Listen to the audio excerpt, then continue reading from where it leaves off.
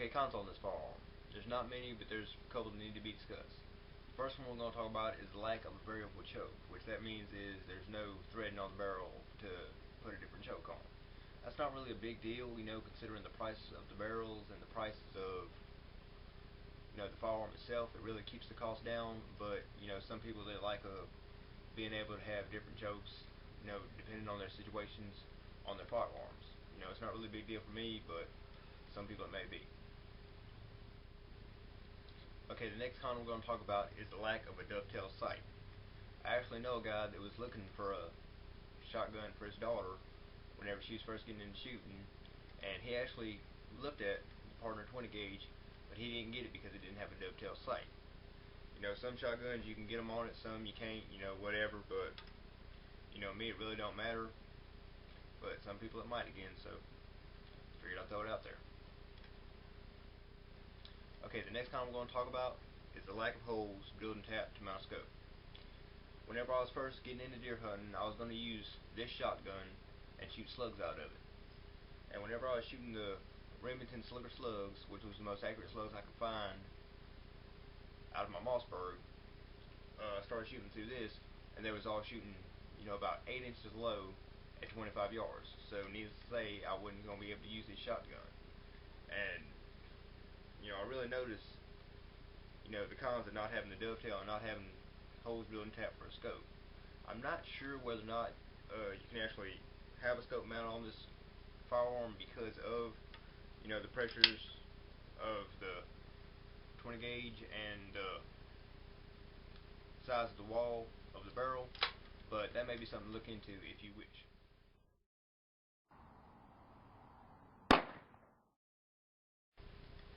Okay, modifications to this firearm. There's not many, but there's a few you can do if you wish.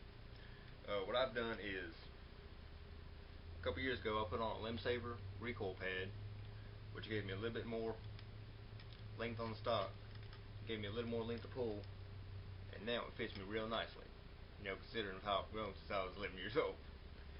Another thing I've done is put a little shell holder on the stock, for whenever I'm at the range or in a home defense situation before I got my home defense weapon, which I'll show you at a later date. But you can also, drill swivels in it for mounting the sling. And like I said, I'm not sure about whether or not you can drill and tap for a scope, but that's just basically how I got mine set up.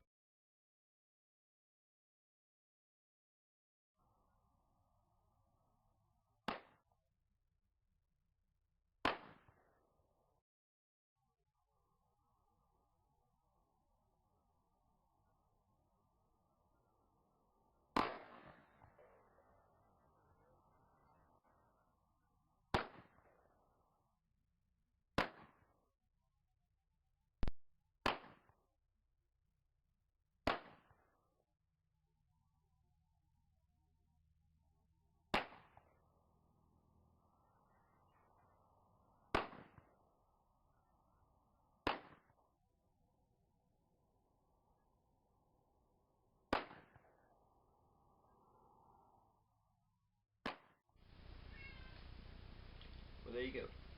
That's a review of the Pardner single shot 20 gauge. There's a few aspects of the production that I kind of want to note because they really stuck out like a sore thumb whenever I was editing. And the first one being, you could tell I was reading off my cue cards. Well, that's not going to happen again. I just done that to kind of prevent myself from pausing during what I was saying, but like I am right now. But I'll figure out a different way to work around that than using cue cards, because you know as well as I do that ain't gonna work.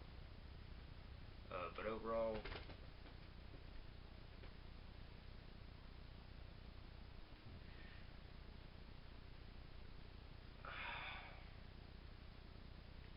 this is gonna get over quick. Get out of here. Wife's cats. But overall, with production, I'm pretty happy with it for what I got. I ain't got the best camera in the world. You can tell I ain't got a good setup for production because of animals. And,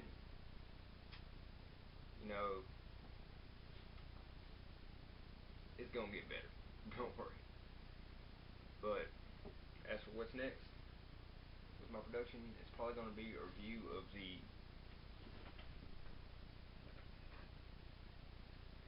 Springfield Model 1520 rifle, or the Marlin 925 .22 rifle. There's also going to be reviews on Mossberg 535 shotgun, as well as a few 9mm pistols. This one being the Glock 17, this one being the Sky CXP1.